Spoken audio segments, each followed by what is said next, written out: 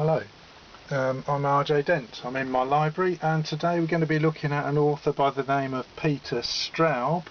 He's a writer of mysteries, thrillers, horror stories, fantasy stories, that kind of thing. Okay, so what we'll look at first of all then, if we start here, is this one here called Full Circle, later republished as Julia. His first quite scary story.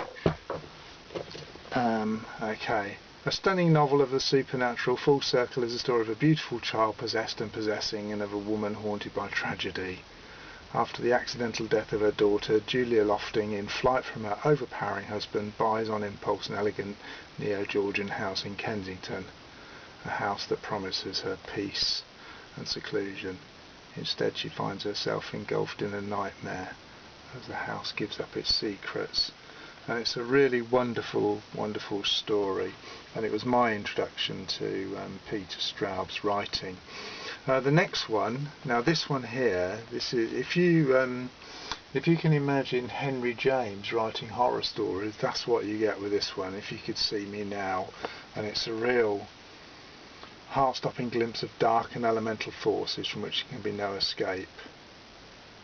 July 1955, and a savage sexual assailant claims his first teenage victim. The girl is Alison Greening. A small American farming community blames her cousin Miles. 20 years pass. Miles returns and the killings start again. Okay, and it's that's a really taut thriller. The next one is the one that I think really this launched Peter Straub into the national conscious, really. Ghost story, and it is it's amazing. If you think of something like Stephen King's It, this is on a par with that, where you've got all of the monsters. So I think the town is Milburn. Yeah, small town of Milburn. They told each other ghost stories, but the stories didn't stop with the telling.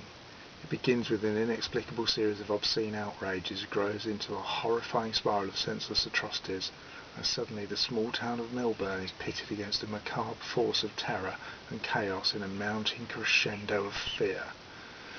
Now you've got these old chaps who tell each other stories, and as I say, the stories start to happen. There's very strange things go on in the town of Milburn. It's a wonderful, wonderful novel. This is one of my personal favourites. This is about a lad who goes and stays with his uncle, who's dabbling in magic, and I don't mean in the conjuring type, I mean in the supernatural type, sort of Crowley type of magic.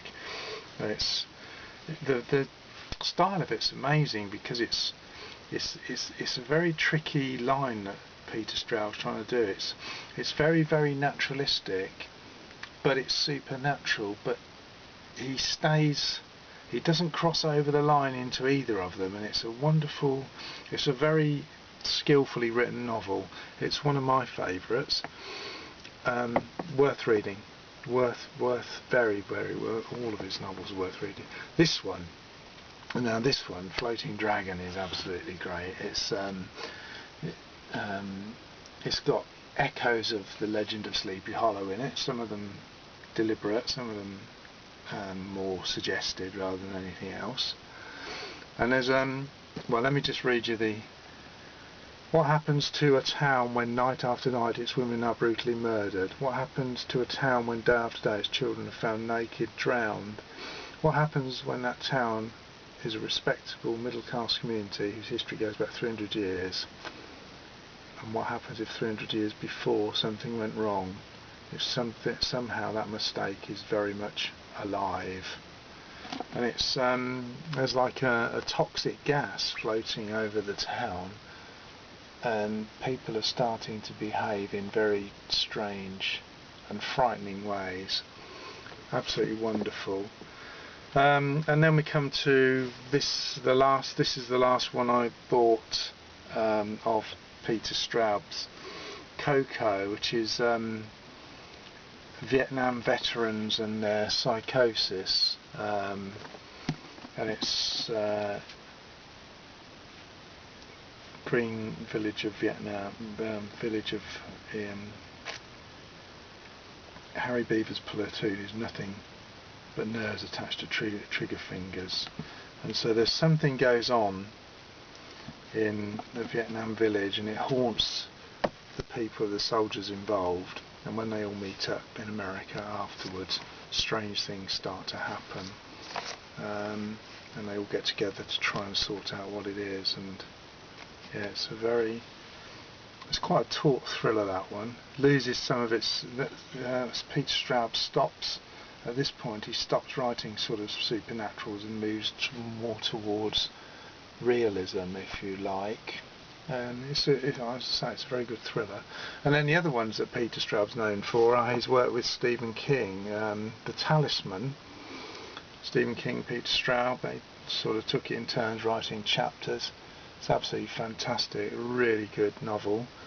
And then another one that he wrote, Stephen King, a more recent one, Black House, and it involves the same Jack Sawyer, it involves the same character, partly, Jack Sawyer, yeah, and sort of it's a sort of sequel but not quite, different adventure.